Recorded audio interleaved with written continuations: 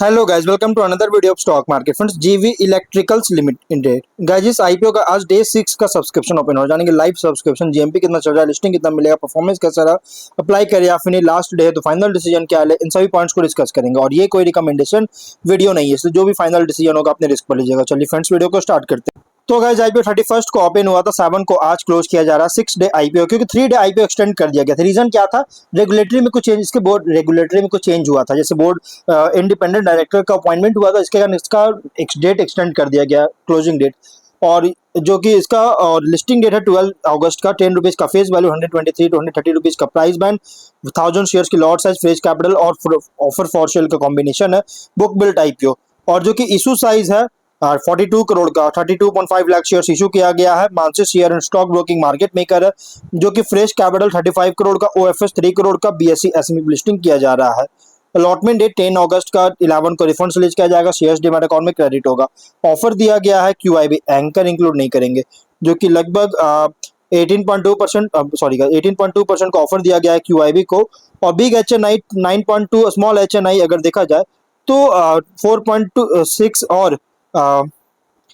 और रिटेल में 32% ऑफर दी गई है। रिटेल ओनली 2 लॉट अप्लाई कर सकते हैं, 2000 शेयर्स मिलेंगे, 2.6 लाख पे करना पड़ेगा। Small HNI minimum 3 lot apply कर सकते हैं, जो कि 3.9 लाख पे करना पड़ेगा। मैक्सिमम 7 लॉट अप्लाई कर सकते हैं, 9.1 लाख रुपीज पे करना पड़ेगा। Big HNI minimum 8 lot apply कर सकते हैं, 10.4 लाख रुपीज पे करना पड़ेगा। मैक्सिमम कोई लिमिट नहीं है, लेकिन अगर 5 टाइम सब्सक्राइब होता है स्मॉल एचएनआई बिग एचएनआई में, तो आपको मिनिमम लॉट अलॉट होगा। जैसे small HNI only 3 lot, big HNI में ओनली 8 लॉट अलॉटमेंट किया जाएगा। लेकिन अगर हम इसके सब्सक्रिप्शन की बात, यहाँ पे गाइस एंकर से कंपनी जो है 11.5 करोड़ का फंड रेज कर चुका है। लेकिन अगर हम इसके सब्सक्रिप्शन की बात करें गाइस, तो कंपनी को सब्सक्राइब किया गया है 5 डे सब्सक्रिप्शन। और कंपनी का सब्सक्रिप्शन में गाइस गिरावट भी देखने को मिल रही है, जो कि इसके सब्सक्रिप्शन हुआ है 5 डे में। देखिए यहाँ पे टोटल क्यूआईबी से 58.4 टाइम सब्सक्राइब किया गया है, जो कि 5.9 लाख शेयर्स ऑफर था। 3.4 करोड़ शेयर्स बेट किया, 450 करोड़ का। Big HNI 276.4 time subscribe, 3 lakh shares offer था, 8.3 करोड़ शेयर्स बेट किया, 1078 करोड़ का। Small HNI 139 time subscribe, 1.5 lakh shares offer था, 2.1 करोड़ शेयर्स बेट किया, 272 करोड़ का। और रिटेल में 91.9 time subscriber, 10.4 lakh shares offer था, 9.4 करोड़ का शेयर्स का बीट किया, 1242 करोड़ का। हर एक कैटेगरी में बहुत ही स्ट्रॉन्ग सब्सक्राइब किया गया, हेवी सब्सक्राइब देखने को मिला है। लेकिन टोटल हुआ 112.4 time subscription, 23.4 crore shares bid किया, 3042 करोड़ का, 64,841 एप्लीकेशन सबमिट हुआ। गाइस, कंपनी बहुत ही स्ट्रॉन्ग सब्सक्राइब है।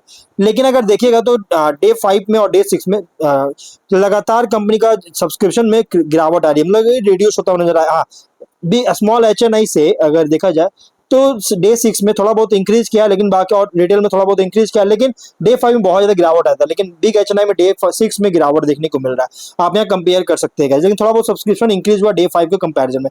डे 5 में तो गाइस बहुत ज्यादा गिरावट आया था, मतलब डे 4 में बहुत ज्यादा गिरावट आया था, वहीं डे 5 में गाइस बहुत अच्छी ग्रोथ, थोड़ा बहुत ग्रोथ किया है। और अगर हम इसके जीएमपी की बात करें गाइस, तो कंपनी का जीएमपी ट्रेड कर रहा है, अगर देखा जाए इसके जीएमपी ट्रेड कर रही है लगभग 26 रुपीज पे। 20% का स्ट्रॉन्ग लिस्टिंग एक्सपेक्ट कर सकते हैं। 156 रुपीज का एस्टिमेटेड लिस्टिंग प्राइस, 26,000 रुपीज का एस्टिमेटेड प्रॉफिट सिंगल लॉट पर मिल सकता है। बिजनेस की बात करें तो कंपनी का जो बिजनेस है ये पावर डिस्ट्रीब्यूशन, इंफ्रास्ट्रक्चर सर्विसेज और इससे रिलेटेड वर्क प्रोवाइड करने में इंगेज है, जो कि हाईली कॉम्पिटेटिव फ्रैगमेंटेड सेगमेंट में ऑपरेट हो रहा है। इसके कॉम्पिटिटर की अगर हम बात करें तो इसमें है guys Rajesh Power Services, Parth Electricals and Engineering और IC Electricals, Vivid Electromech, Indo SMC, ये सभी इसके कॉम्पिटिटर है। लेकिन फाइनेंशियल अगर और लेकिन हाँ, इस कंपनी के सबसे बड़ा अट्रैक्शन क्या है, इसके ऑर्डर बुक 553 प्लस करोड़ का ऑर्डर बुक है। लेकिन फाइनेंशियल अगर देखा जाए तो टॉप एंड बॉटम लाइन में ग्रोथ भी देखने को मिल रहा है। लेकिन 26 से कंपनी का बॉटम लाइन डबल से भी ज्यादा, मोर देन डबल कंपनी का ग्रोथ किया, और ये डाउट क्रिएट कर रहा है आगे चलकर कि आगे का डाउट क्रिएट कर रहा है, जो मतलब कि थोड़ा सा डाउट क्रिएट कर रही है 26 में जो प्रॉफिट इंक्रीज किया है। लेकिन ऑब्जेक्टिव क्या है, तो आउटस्टैंडिंग बोरोइंग्स है जिसका रिपेमेंट करना चाहती है। Working capital requirement, general corporate purpose के लिए फंडिंग चाहता है। Ratios ROE 36.8, ROCE under 31.1, PAT margin 6.7, EBITDA margin 10.9% का, डेट टू इक्विटी 0.5, PB है 3.2, PE रेशियो 10.3 टाइम का।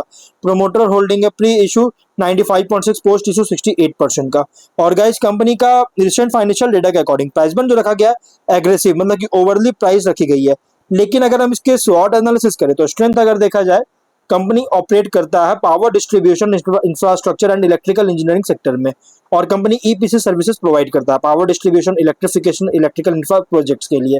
And to end solutions offer करती है, जिसमें include design, installation, testing, commissioning और मेंटेनेंस। एक्सपीरियंस्ड मैनेजमेंट है, स्ट्रॉन्ग एग्जीक्यूशन ट्रैक रिकॉर्ड के साथ इंफ्रा प्रोजेक्ट्स में। और गवर्नमेंट इन्वेस्टमेंट जो है पावर डिस्ट्रीब्यूशन इलेक्ट्रिफिकेशन में इंक्रीज हो रहा है, जिससे कंपनी को बेनिफिट मिलता है। ऑर्डर बुक बहुत तेजी से ग्रो कर रही है, जिससे गुड रेवेन्यू विजिबिलिटी प्रोवाइड करता है। लेकिन वीकनेस की बात करें तो बिजनेस हेवीली डिपेंड करता है गवर्नमेंट और यूटिलिटी सेक्टर प्रोजेक्ट्स पर। रेवेन्यू फ्लक्चुएट कर सकता है प्रोजेक्ट एग्जीक्यूशन टाइमलाइंस पर बेस्ड होने के कारण। वर्किंग कैपिटल इंटेंसिव है, लॉन्ग रिसीवेबल साइकिल्स के कारण। प्रॉफिटेबिलिटी भी अफेक्ट कर सकता है रॉ मटेरियल इक्विपमेंट कॉस्ट में फ्लक्चुएशन के द्वारा। कस्टमर कॉन्सेंट्रेशन रिस्क है इंस्टीट्यूशनल क्लाइंट्स पर डिपेंडेंस होने के कारण। लेकिन अपॉर्चुनिटीज की बात करें तो डिमांड ग्रो कर रही है power distribution, rural electrification, smart grid projects के लिए। और रिन्यूएबल एनर्जी इलेक्ट्रिकल इंफ्रास्ट्रक्चर में एक्सपेंशन हो रहा है, जिससे रेवेन्यू डाइवर्सिफाई कर सकता है। ट्रांसमिशन डिस्ट्रीब्यूशन अपग्रेड्स के लिए गवर्नमेंट इनिशिएटिव चला रही है, जिससे लॉन्ग टर्म ग्रोथ सपोर्ट करता है। न्यू स्टेट में एक्सपेंशन मार्केट रीच इंप्रूव कर सकता है। Technology adoption, automation, execution efficiency को इंप्रूव कर सकता है। लेकिन थ्रेट अगर देखा जाए तो स्ट्रॉन्ग कंपटीशन है एस्टैब्लिश्ड ईपीसी और इलेक्ट्रिकल इंफ्रा कंपनी से। और प्रोजेक्ट अप्रूवल्स या पेमेंट में डिले होता है तो कैश फ्लो अफेक्ट कर सकता है। रॉ मटेरियल प्राइस बहुत तेजी से इंक्रीज हो रहा है, जिससे ऑपरेटिंग मार्जिन इंपैक्ट कर सकता है।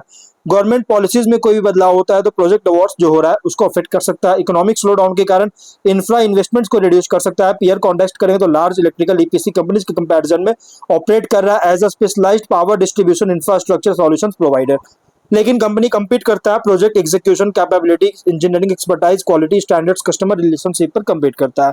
इन्वेस्टर के लिए आईपीओ रिप्रेजेंट कर रहा है electrical infrastructure and power distribution sector पे, जहां लॉन्ग टर्म ग्रोथ डिपेंड करता है order book expansion, timely project execution और operational efficiency government infra spending पर।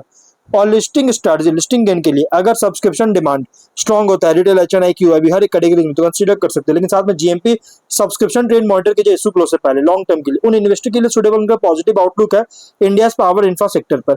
लेकिन लिस्टिंग के बाद आपको कुछ पॉइंट्स को रेगुलर ट्रैक करना है, order book growth, execution efficiency, profitability, working capital management, customer diversification आपको रेगुलर ट्रैक करते रहना होगा। स्ट्रैटेजी वर्डिक्ट, लिस्टिंग यूनिट के लिए अगर सब्सक्रिप्शन डिमांड और जीएमपी सपोर्टिव होता है तो कंसीडर कर सकते हैं। लॉन्ग टर्म के लिए सिलेक्टिव है, करना नहीं करना आपके ऊपर है।